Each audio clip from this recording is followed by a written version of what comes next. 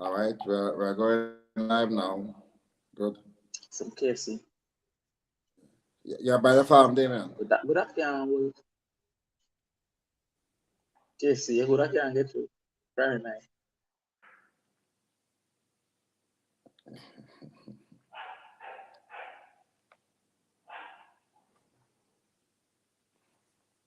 Oh, 3-piece, 2 barbecue.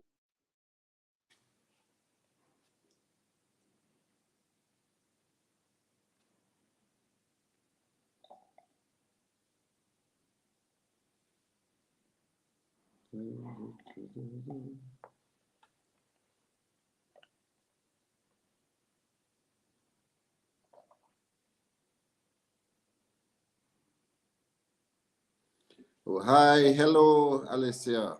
Good evening to you. Thanks for joining. Yes. So we have one of our favorites, Damion, Alicia. What's And that? she's saying, look at my favorite. So it must be you and me.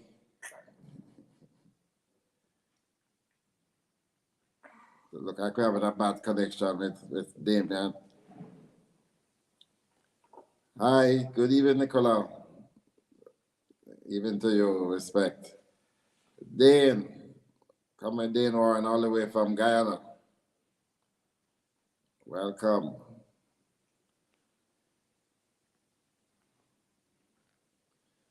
Look like I have a problem with the bandwidth for Damon because he's stuck.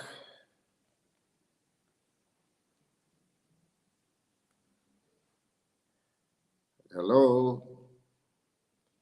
All right, we'll give him some more time to get it sorted. In the meanwhile, we can reflect on the week that was, or certainly is coming to an end. This week we had the start of the budget debate.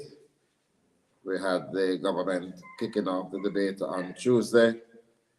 And yesterday we had a most powerful presentation by Julian, the opposition spokesman on finance. And his was a compelling argument that we are really living in a fool's paradise because the government still trumpets the notion of prosperity. The vast majority of Jamaicans don't have a clue as to prosperity. In fact, we're seeing where the gap is widening and widening more and more every day. So it looks as if Damion is back on. Yes. I'll take this opportunity to welcome back Comrade Damion Crawford, who is no stranger on live. He seems a bit unsettled today because he is out on the farm. Yes. So there are some people wailing you up already. We can't see all the comments on this platform, but there are some important ones that will be shown. So Yes, today, good evening. Good this evening. first time, not the second time, not the last time. Yeah, Alicia definitely. is all the way from from not Connecticut, not New York, from Jersey. Yeah. Mr. said the Wi-Fi is a liberate Wi-Fi. Well, yeah, she must know. So you're on the farm, Damion? Yes, man. And Bennett is saying, look at our future leader, Damion Crawford. Boy, Vinette is my #1 cheerleader. Really? Yes. All right. Melbaton Newell, all the way from Respect. Respect. Big up the US diaspora as well. Yeah. So listen, we're not going to talk anything as yet. Oh, Angela Chaplin. Angela is the chairman of my constituency. Okay. Port Royal. So Heal, Angie. is here. Yeah. Before we start to talk about the main reason for your being on today, let us talk a little about the goat now. How the goat? How is the goat farm Yeah, well, I'm doing some work down there now. I went up to Texas and learned some stuff. So I'm now making a feedlot so that I can not let them go out of the yard any at all. So I'm just doing some construction now with that. I'm But I setting it thought up for. that good. I thought that good survive best, but them can run up and down. No, no, if you don't have enough land space, if they should go to a different space every day for 42 days. They shouldn't return to the original space until 42 days. Really? Because of intestinal worms that Yeah, they pass out in their feces, and then that take a time to hatch and die. So if they go back and eat that worm, whether the egg or the worm itself, yeah, it will get sick. So that is why you see a lot of cows have pastures, separate pastures that they just carry them to a different time and make the grass grow back and let the worms die. yeah, So yeah, so now I just going to cut feed for them and carry to them and yeah. make them grow nice and fat. Somebody said them not seeing your face in the frame. So yes, yes, yes. Hmm. So Cheryl Graham, that's your cousin. Cheryl Graham, yeah. Yes. Hmm. Where's your cousin? Yeah, man, Graham are my people, man. Oh, Mhm. Ransford. Yeah, Yes, right. yes, My mother's side of Graham. Hmm. yes. Okay, yeah, man. You know, Ransford and I went to school together. Yeah, that's what he told me. Yeah. Him tell me from them time they are run for president and these things. Well, of a different kind. It was the Jamaican Mhm. Association of Students and Law Society and those things. Yeah. Hmm. So is that Dean or Dean Bennett? Hey, Dean, what's up? All right. Comrade. So listen, man. Hugh Campbell is from East Kingston to over hill of you. I hear them thief some of your goat recently. Yeah, I sent out someone. I have a lot, I have like about 500 now. And I sent out someone and 46 never came back. What? So you Yeah, mean let them yeah. do a stroll on their own? Well, people they claim that they escape, but 46 goat can't escape. So Yeah. we just make some changes to the staff and move on. And goat have more sense than dog, you know. Yeah, well, goat automatically come back home once evening time, see finding way home. So Yes. yeah, so when I did the audit, 46 was missing. But that's why I also doing this new feedlot system where they don't go out at all. Okay, okay. Mhm. All right. Because when you can't count 1122, then we're missing 33 and 44. Whenever a lot them easy for missing. but you're still making money off the business, man. Well, I mean, I want taxman come for me, but But I hear the Minister of Finance big you up. yeah. Well, I carried in some goats, and there was some taxes that I had to make some lobby efforts to change. So I'm happy to see that they have changed those because we never used to have goat as it's like how we have cow as a big industry. We never had goats as a big industry, Oh, and so it okay. didn't get due consideration. So I spoke to him, and he was kind enough to mention that we had conversations. Yes. Mhm. All right. Well, that's good. That's good.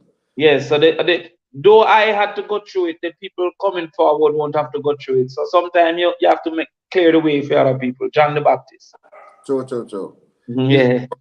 a few weeks ago, I had Julian Robinson, Comrade Julian, on the program, and Hmm. we agreed that there's a level of anger in the society and a Yes. level of dissatisfaction and upset amongst the ordinary man in the street. Yes. Can you relate that to the teaching profession? Are you seeing that? Yeah, I mean, generally you're seeing that. Taxi men, young people, farmers, you're generally seeing a level of disaffection with the circumstances that the people are facing Yeah, and a lack of hope in the transition and the period of transition that they can expect. yeah, Most time a man isn't angry about his circumstance. He's angry about the probability of getting relief from that circumstance. yeah, So if you step on a nail and you can quickly move your foot, you just move your foot and move on. But if you step on a nail and your foot is being held on the nail, you're gonna have a problem. and that will initiate anger. So a lot of people are not very confident that there will be a shift or a change in their circumstance. And they have come to recognize that they are not the priorities of the government. And by extension, they are a little angry with representation and angry with the political situation. And yes, I can extend that to the teachers. But this government continue to talk about prosperity and unemployment at its lowest level. How can you have that juxtaposing with this level of anger and dissatisfaction? Well, first of all, people have to understand how unemployment is calculated. Unemployment is calculated by those who want work or are actively seeking work and are not engaged. So the person perceived to be unemployed is not the person who is not looking at job. And there are many, many, many people now who are not looking at job. So therefore, because people have become disinterested in working, that also can contribute to a increase in unemployment, a decrease in unemployment. Yeah. Additionally, the unemployment doesn't consider the type of work. So a lot of times when they do these numbers, it is immediately after they have done some bushing work, but there's also some engagement in minimal low income labor. And the low income labor really cannot create a improvement in a person's general living standards sufficient to reduce their apathy and their anger. Right. So a lot of people are underemployed, even though they're employed, and a lot of people are employed in the lower levels. And then additionally, a lot of people are not looking for a job, and so they're not counted in the employment pool. And so the unemployment rates can change for those three reasons.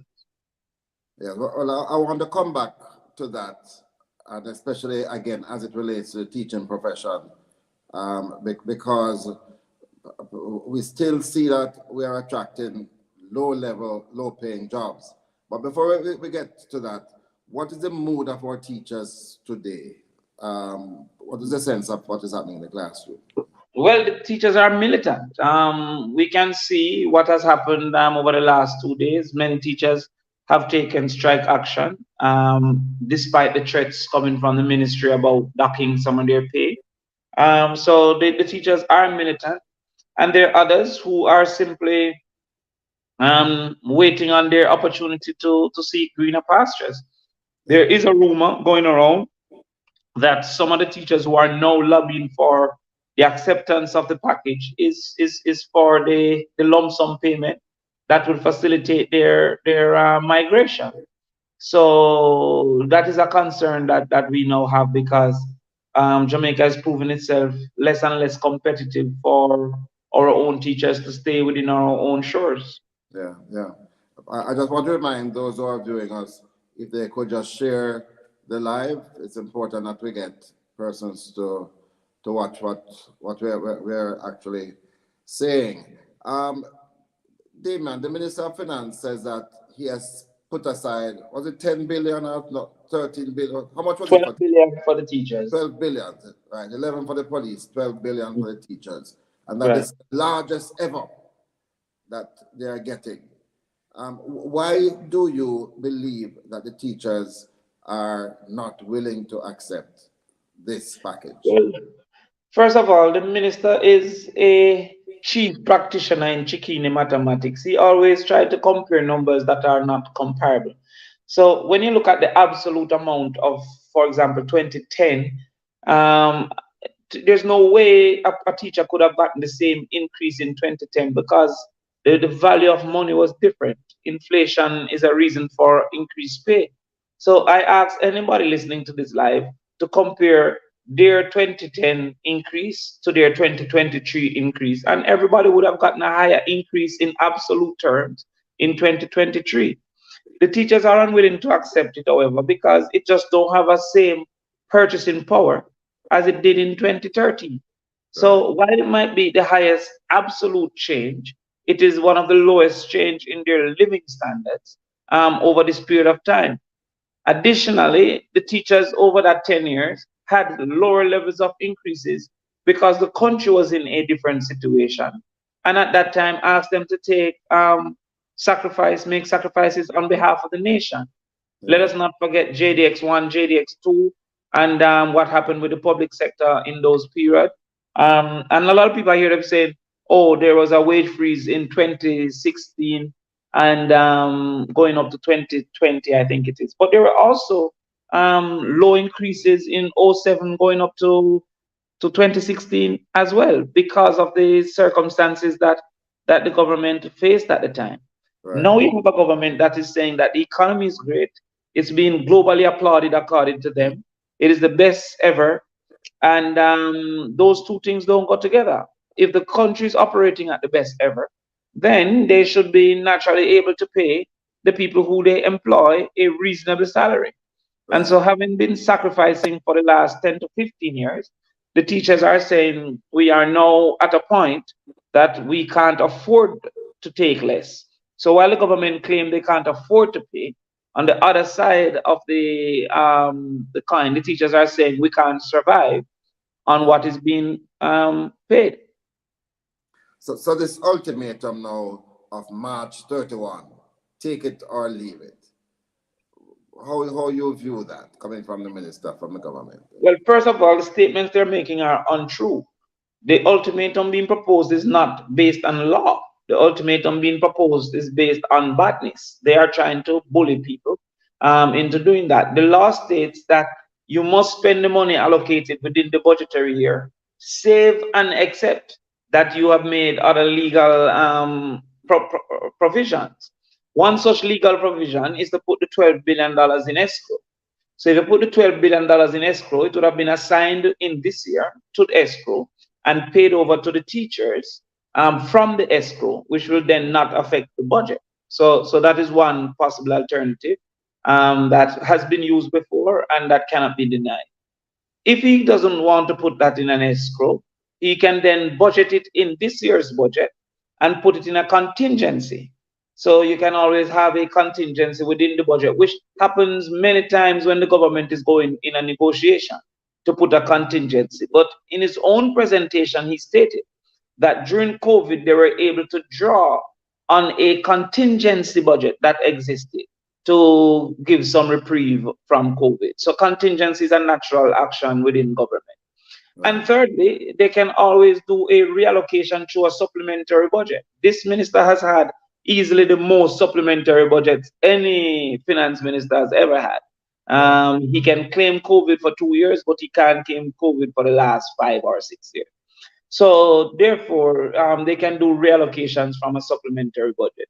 And that is why when I asked the current leader of the People's National Party, Mark Bowling, if we could commit legal assistance to the teachers and the police, he agreed that we could commit legal assistance because alternatives exist and back pay is owed to the individual, not a gift to the individual. The individual took certain steps to accept less than was agreed, and then you should pay them at a later date that which was agreed. And so a back pay is not a gift at the government's whims and fancy. It's a debt, and that debt must be paid in no less of a fashion than the other debts that we're trying to carry down is also paid. You know, we need to remind this current government of a national strike that took place under Mr. Seaga for the same level of arrogance and badmanism, trucking badness in the public sector. Because there's no way, even if in the middle of the new financial year, 2023, 2024, there's an agreement, they have to pay, they have to find the money to pay the back pay. But the money is not hard to find. $12 billion in the ears of regular people is a lot. $12 billion to government is not a lot. There's $1 trillion budget. So what the government is saying is that it's $12 out of $1,000. So 12 billion in comparison to $1 trillion is $12 out of $1,000, or $120 out of $10,000, or $1,200 out of $100,000. So therefore, it is not as difficult as we believe because it sounds so big in our minds. So we have never seen 12 billion, but we have also never had $1 trillion. Additionally, it's disgraceful because the government is trying to leverage what they know is hard economic circumstances facing teachers.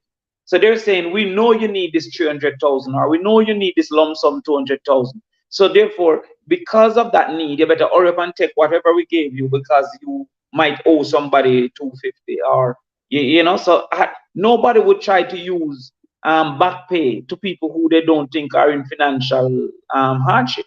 If I'm not in financial hardship, then you can keep the back pay until you're ready to pay me. The only reason why I will be hard pressed to move urgently to get back pay is if I'm in harsh financial circumstances. And the government is trying to leverage that knowledge that teachers are in harsh financial circumstances, but not equally using that knowledge to pay the teachers reasonably. Right.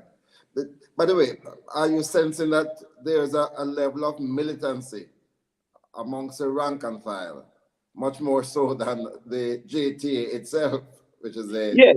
Well, you see, what has happened is that the difficulty being faced by the negotiators has caused for some people to assume that the negotiators are not trying their best.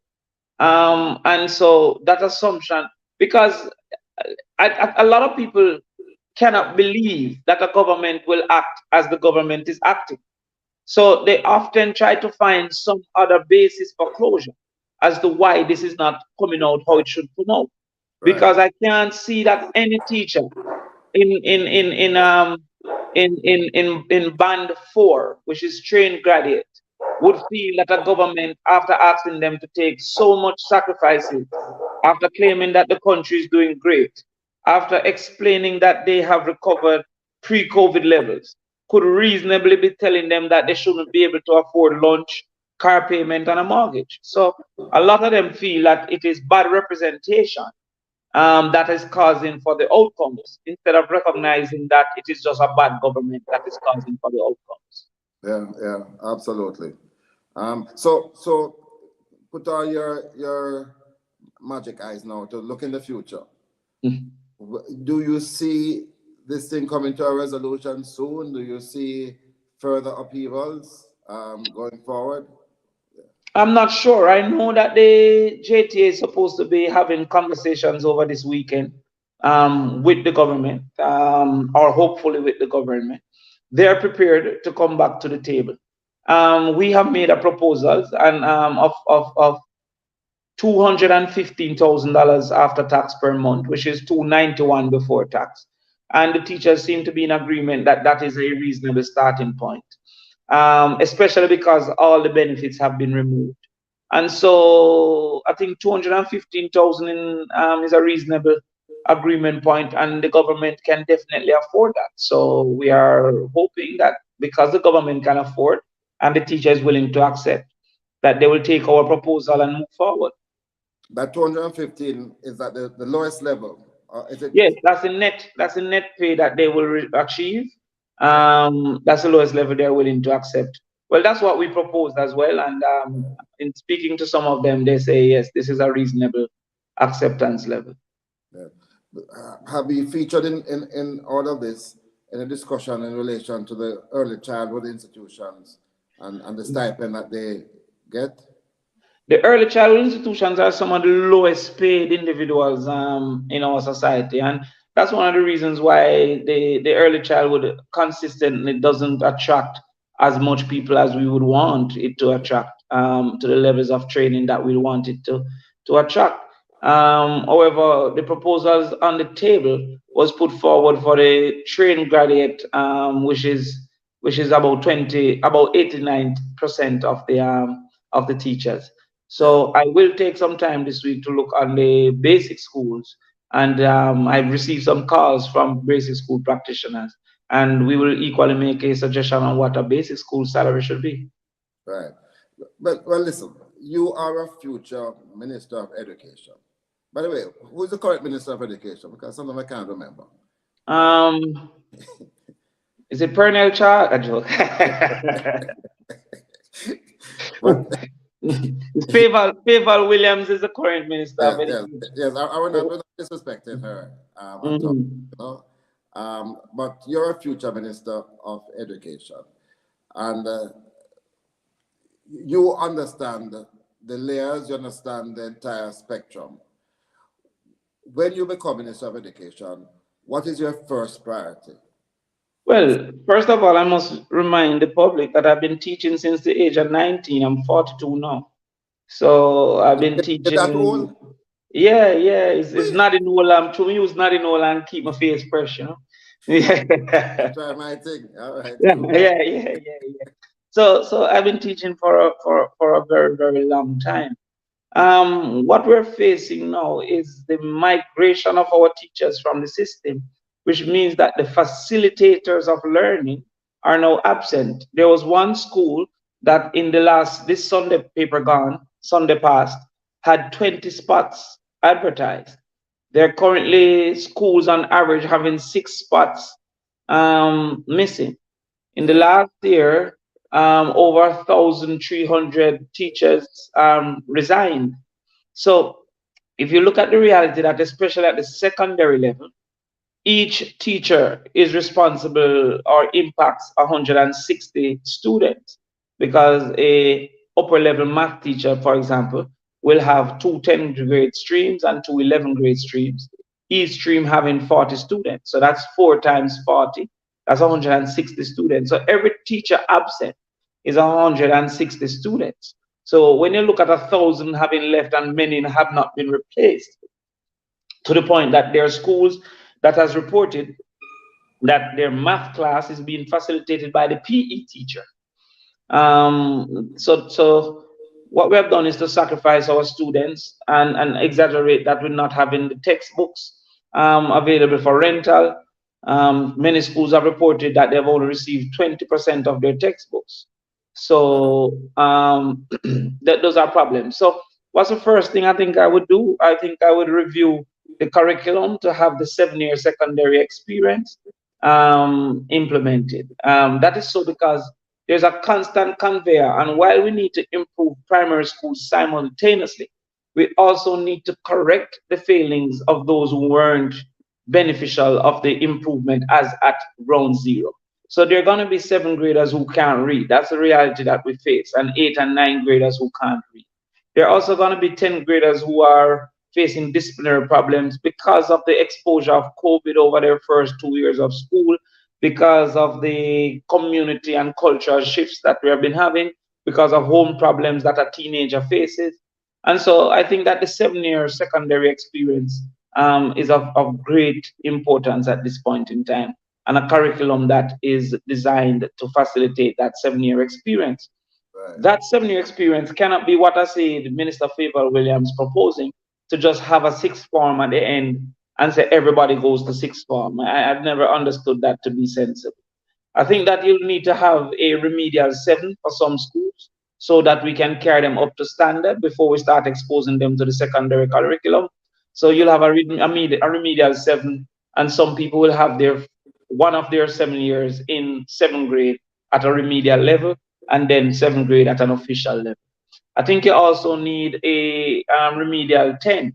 Some of those who went into school with the competence, like some boys that passed for Calabar and in the top 15, 20% of the performances at 12-year-old, they're getting expelled for academics at 15. That's something of some intervention need to be made because they are competent.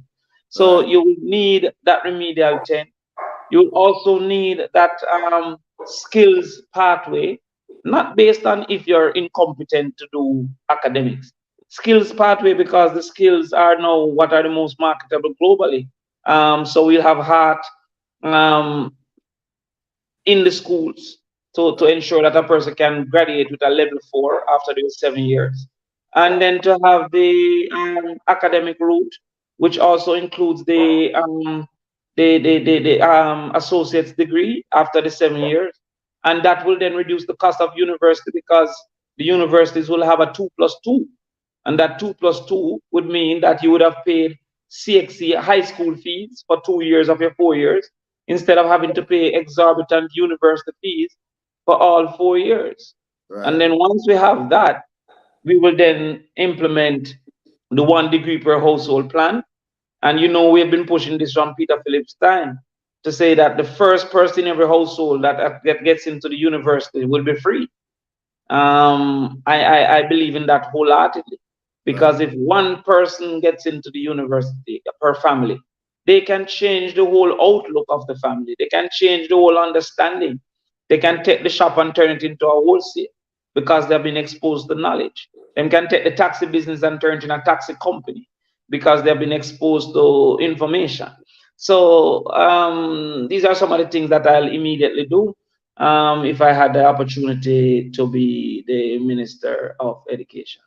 We want to big up Senator Janice Allen, who just hailed us up, and she's using one of the key. Yeah, she's using her mother's access to the net. All right, so that's a broad view. We have early childhood, we have primary, we have secondary, we have tertiary.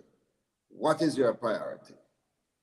No, well, what you just asked me now is that we have the heart, the brain, and the liver. What's my priority? Any one of them missing a day. So therefore, I want to have 1 degree per household. I believe in that because that captures every other level. There's no way you can reach the degree if you don't get proper early childhood intervention. There's no way you can reach to the degree if you don't get proper primary intervention. There's no way you can graduate into a degree if you don't get proper secondary school intervention. So when I hear some people saying, oh, early childhood is our priority, all right, fine, but you tell me what level of earning a person who ends at early childhood or doesn't get much further than early childhood earns. So the earning potential of an individual based on education really begins at the tertiary level. So if you're going to motivate a young person, who many are now saying dunce check and fully dunce and they don't need education because education isn't giving a return, that is not early childhood education. So there needs to be a systematic understanding that there should be no transfer of funds from one level of education to another level of education. There should be transfer of thieving to education and transfer of wastage to education and transfer of bolo work to education, but there cannot be a transfer of education to education, because if we have 27% tertiary experience, Trinidad have 65%. The average income of a tertiary graduate versus the average income of a secondary graduate in a legal effort is very, very wide. Right. So the person who leave high school and is engaged in a legal effort is oftentimes minimum wage or near minimum wage. Right. The person who leave university, even in their first 5 years, is often over 100,000, 120,000. In their latter 40 years, like every friend of mine who went to university is now at the 500,000 a month, 600,000 a month range. And they will be getting an increase almost every year, unless they're a teacher and the JLP remains in power. But they'll be getting an increase almost every year until they're 65. Right. So a lot of times the disaffection with the tertiary output is in the first 5 to 6 years. But you will recognize, if you stick to it and put in the effort, you will get more than the scammers are boasting about. Yeah. Because if scamming was so lucrative, why is a Pro Box the car of choice and a Markets? I have friends that drive Range Rover from just knowledge and education. I have friends that drive the most expensive of cars, Benz and BMW. So I am of the true opinion that if we should target as a country 1 degree per household, that plan will have to target as a country 5 subjects per household, literacy full literacy per household, full numeracy per household, and also a primary experience that is adequate. But if we target only if we set as a target early childhood, then we could equally ignore primary, because the early childhood ends at early childhood. We could ignore tertiary, and we could ignore secondary. But if you set as a target tertiary, you cannot ignore none of the others. And so that is why I am very, very convinced that a nation who wants to be educated at the tertiary level is a nation that builds out the full education infrastructure. Very well. We have to say hi to Dean Peart, one of your strongest. Dean Perry, the king man. Yeah, one Yes, of my yes, strongest supporters. yes. From the Red Warrior Yeah, days. yeah, Red Nation, Red Nation. Red Nation. Yeah. Yes. Of course, we will hear up also Pauline. Respect Yeah. Manchester. Pauline No, has one of the best profile pics, no in the Lord. world. He has his wife beside him, so it Ah, illuminates him. Respect Pauline. no, So yes, Damon, go on. yeah, man. So I really am convinced that the focus on the tertiary. Also, they've stated that every dollar spent in tertiary education gives a growth output of 1.7 dollars. So there is a greater benefit to having that tertiary education. Even if you, a lot of people say, "Oh my God, you am still a driver taxi." Okay, if you did law and drive a taxi, then you'll better understand how to speak to the police when they're coming at you. So therefore, it don't matter what you do. What I studied, I'm doing farming now, and I'm still implementing a lot of what I studied in tourism into Right, the farming that I'm doing. right. Wait, I see that I'm asking a question. What Ah, about? Oh, it's coming from my Instagram page. yeah. What about special education, Damien? No, definitely. No. All right. In the yes, and no man is left behind. In America and them places, because they are going against other countries for their source of power, they recognize their army.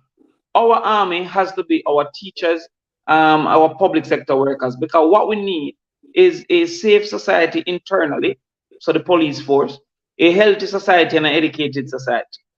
There are many among us who have some special needs. We call it disabilities, but special needs, whether they're blind, whether they're hearing impaired, whether they have learning deficiencies or learning disabilities, including minor disabilities, autism, not necessarily on the highest level of the scale, ADD, dyslexia, etc. And so, in my opinion, the best initial attempt is to have some level of boarding because of the geographic expanse of our society and the inability to put one in close proximity to all persons. So to have some with boarding capacity. But I will also love, as a dream of mine, to have Jamaica be see sign language as a second language. So if every Jamaican was able to practice sign language, then the person who has hearing deficiency could work in the bank, could work everywhere. Is we not understand them why they are being sidelined. If we were able to understand them, they'll be Yeah, able to do all the jobs that we could communicate. I would love to see Jamaica as one of the first countries to identify the sign language and have every student coming through our secondary experience be able to do sign language. And right. that will change the society for the persons who are hearing impaired, in my opinion. Very good. So there is a role in the system for special education. Big up a number of persons are hitting us up. Yeah. Again, we're not able to follow every single comment and every single person who is online. But Damien, there was Yeah. a time when the PNP was known as the Party for Education. Um, Yeah, I man. yeah. Forgive my dogs. They're making a lot of noise I outside. lost you for a second. Pardon? Are you hearing me now? We are hearing you. Okay, we've lost Damien for a moment. The connection was going very well, especially after the Rockets start. But I'm sure he'll join us back momentarily. But we are hearing from him a vision for the future. Damien, the spokesman on education. You're back now with us? Yes, the labor right Wi-Fi got the better of me. Yes.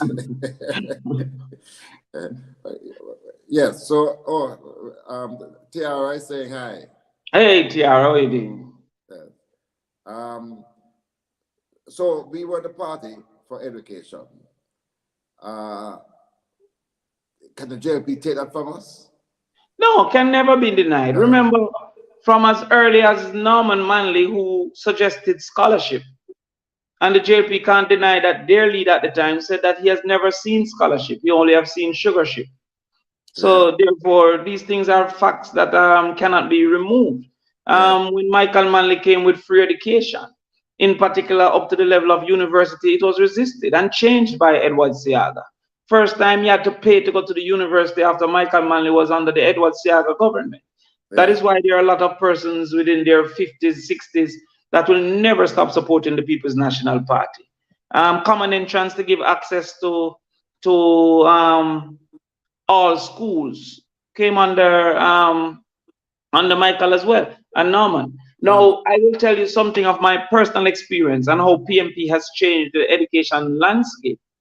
When I did what was then called common entrance, so few of us would pass that it came in the newspaper. yes, The newspaper could carry on one day those who passed the common entrance, and the others had to go to what was then called a secondary school, and we would go to high school. And the yes, secondary school focused at that time on what was called SSC. They didn't do CXC in the main, they right, did SSC. And so a lot of persons who went to secondary school didn't have the opportunity. I'm talking about I passed common entrance 1991, so it's not a long time ago. They didn't have opportunity to go to the university because the university needed CXC and A levels. right, So some of these schools, Norman Manley High School, no, that was a secondary school then. Spanish Town was a secondary school. BB Coke, that was a secondary school. The vast majority of our Jamaican secondary schools were not high schools at the time. And you had two choices, and if you pass, you go to your high school, and if not, you ball, and you go to a secondary school. Haile Selassie, that was a secondary school. So what happened when I went to you in 1998? So few poor people were there that we knew each other. We could say, oh, you did broke to one, you dress different, you everything. yeah, By the time I started teaching at you in 2005, there was a mass increase of low-income people. That mass increase came by because 120 schools who once never did CXC in the main right, could be sending 5 and 6 a year into university. So if 120 schools is sending 6 on average or 5 on average, that's 600 children a year coming right, from schools that they once were sacrificed from the age of 12. That came under PJ Patterson, who changed those secondary schools, upgraded them all into high schools. And even though you have the traditional ones that still perform better, you could still get your 6 and your 7 coming out of these schools and coming into the universities. The first mass increase in teacher salary was when the People's National Party carried it to 80% of market. They yeah, almost received double their pay. So some of these things that I hear these people are saying, no, Nigel and others, is because of a lack of knowledge of the past or a lack of respect for the truth. So right, the JLP could never challenge the People's National Party's history, nor the right, People's National Party current as it relates to education and the importance of education. I would right, put it to you that I lost an election because I was promoting education. yes, yes. So, We so know yeah, that very well, very right. well. They will never be able to compete. Yeah. Damian, we talk a lot about low paying work, and the reason why many of our people are employed are dissatisfied because we're still not looking at the value added production. Yes, And so the role of Heart NTA has been something now being discussed because yes. people believe that they have lost their way. What is the role for Heart under your administration as minister? Well, first of all, the Prime Minister has taken Hart and put into his ministry. So Yeah, Hart no longer resides with the Ministry of Education because everywhere that there's money, the Prime Minister wants to be in charge of it. right, I understand that Petrojam no longer exists in the Ministry of Energy by itself. The Prime Minister now is in charge of Petrojam as well. right, Ministry of Works is now under the Prime Minister's office. So Hart has been now left to squander. But we have about $10 billion a year coming from heart. Am I correct? Yes. That $10 billion, the first thing I would do is to equip the schools with the technical competence. So I will equip the secondary schools with technical machinery, technical departments, etc. And that will serve in the days for the students that are registered and in the evenings for the community that it surrounds. So Right. instead of asking a youth now to take a bus, and the line of resistance is too great to go to these central entities for heart. Yeah. So when I was the MP, we carried heart into the communities to not only certify but train persons into steel bending and block laying. I have a level 1 in steel bending from heart. I learned it in Bedward Gardens. So I can make stirrup, I can make column, I can make matting, right? I can't do Yeah. a deck and them thing. They have to go level 4, but I can make some basic things, right? I can bend my steel and all of them things, right?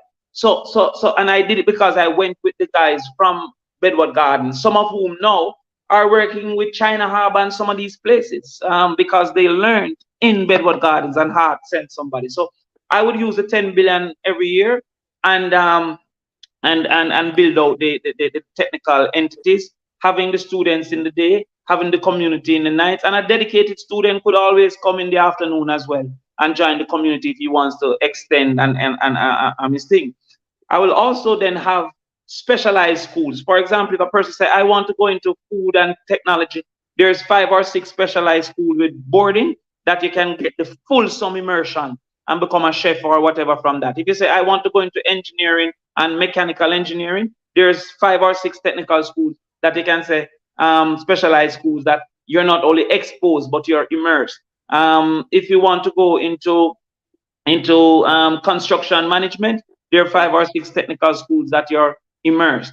And so therefore you will then be able now to say, okay, because you can't put full sum everything in every school. We just don't have that resource.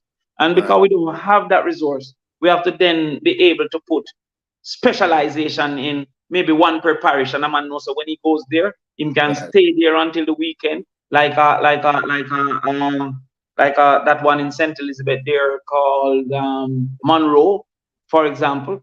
But you'll be surprised how it helps us as well to separate some of our children who are led astray by their communities, to have them boarding into these specialized schools and carrying out excellent tourism workers, not to just go Right. carry a plate as a waitress, but as a chef, not as a cook, right? Because they were immersed in it, being able to write a menu, being able to host a restaurant, being able to dissect and to debone fish and to create a recipe.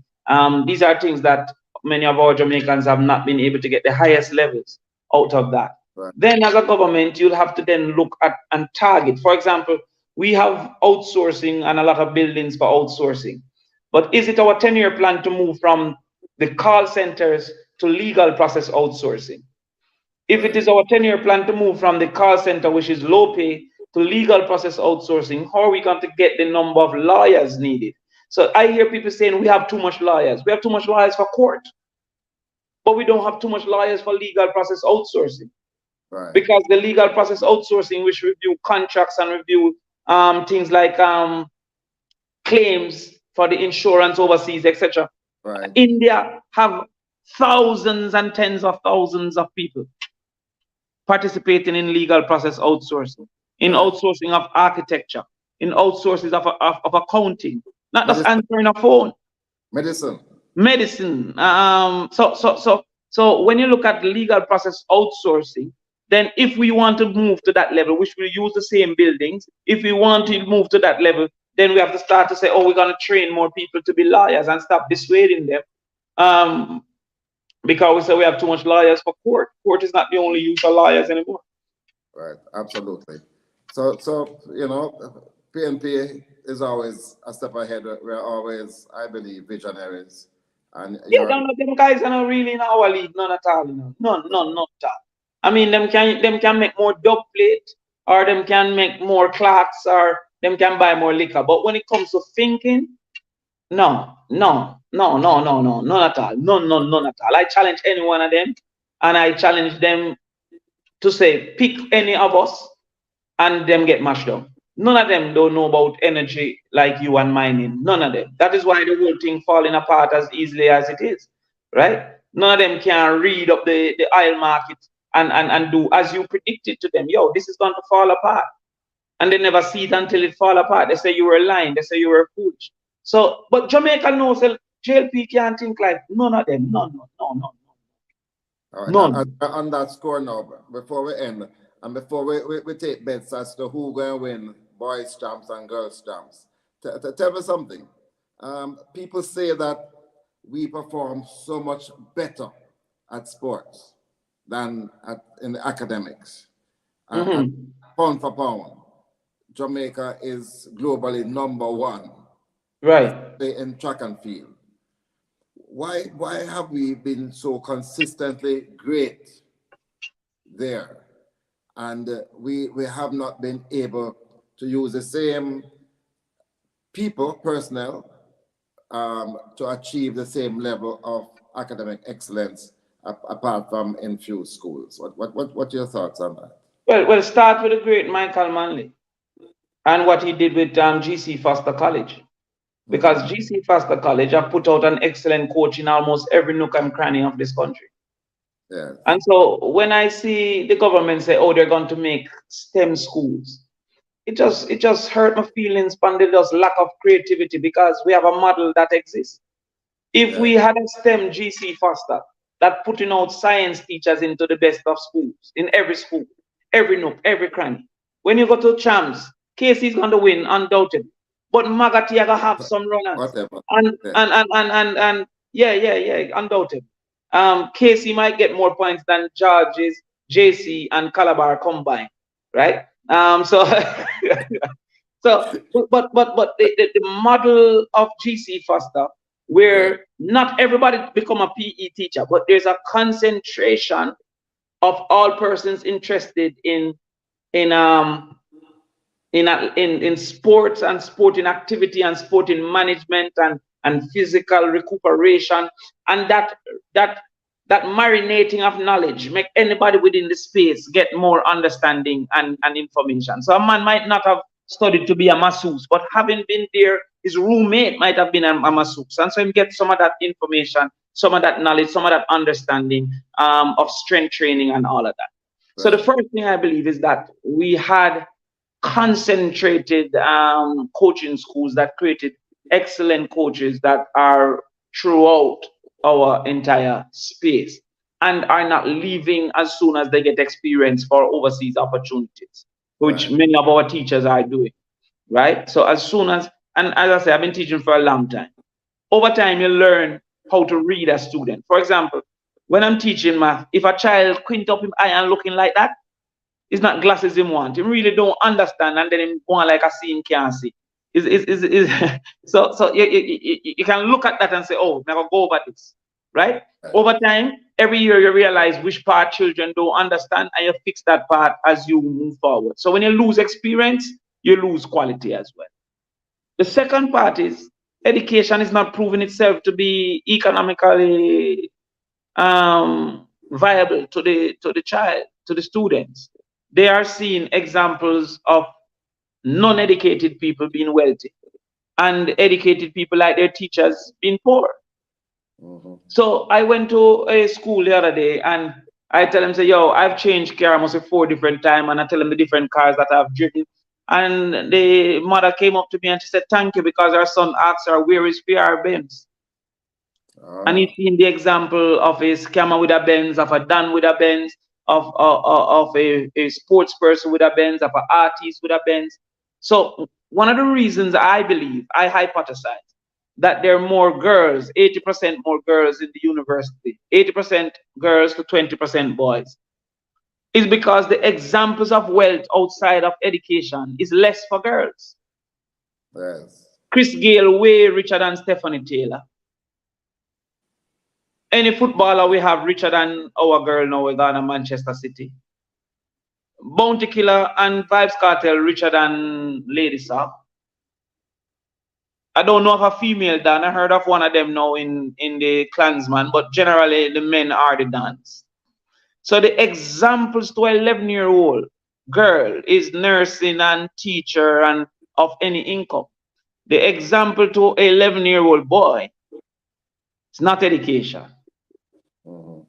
And because as soon as me and you get a bus, we kind of move, and so them not really touch us and feel us and interact with us. I think that the motivation to learn is vastly reduced, and the facilitation of learning is not being provided. For example, we propose 1 meal per day in schools because a hungry child cannot learn. Impossible, right? I went to Donald Quarry to do some math class. Rachel was there. 10 o'clock on a Monday, the girl put her head on the decks. I said, "Want you?" She says, "She have gas." No, her head hurt her. The other children said, "Sir, she have gas." And all of them knew the recommendation. Drink a soda. That can't make sense. Soda, this acid and thing might give you some pressure relief, but it don't give you no nutrients. It don't give you no actual thing. We see in the thing now where they say schools are saying 1 meal per week. What sense that make? Yes. Right? So these facilitators, the classrooms don't have their books, their rental books. So now, if you don't have your rental book, how does a teacher give homework? Right. They don't have enough chairs. They don't have a calculator. How a child going to learn maths without a calculator and a geometry set? But for track and field, you just go run.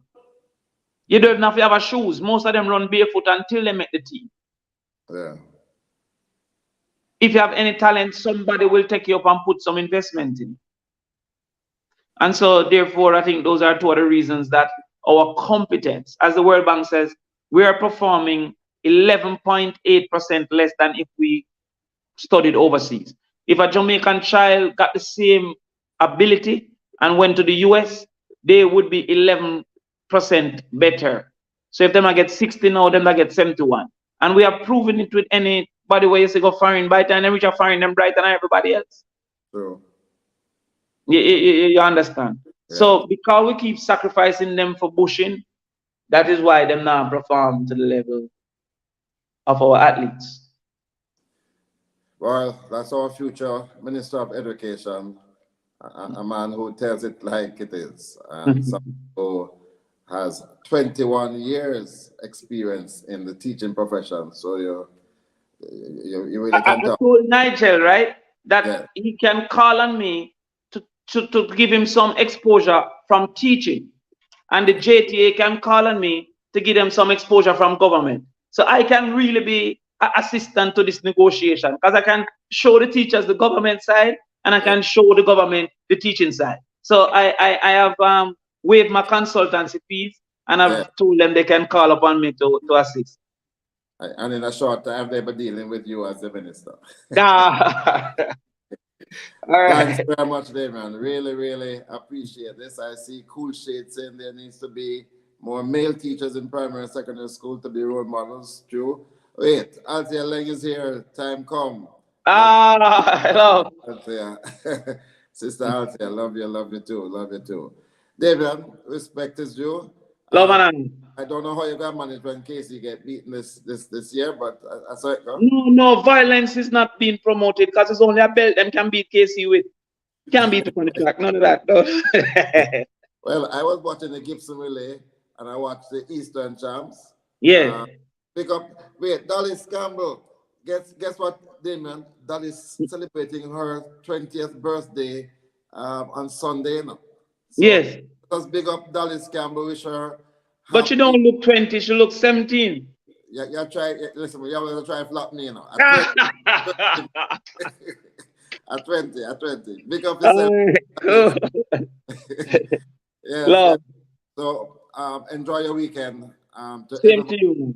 On this. Lee Crawford, respect is due. Love, brother. All right, all the best, Damion. Take care. Bye-bye. Connection Live over and out.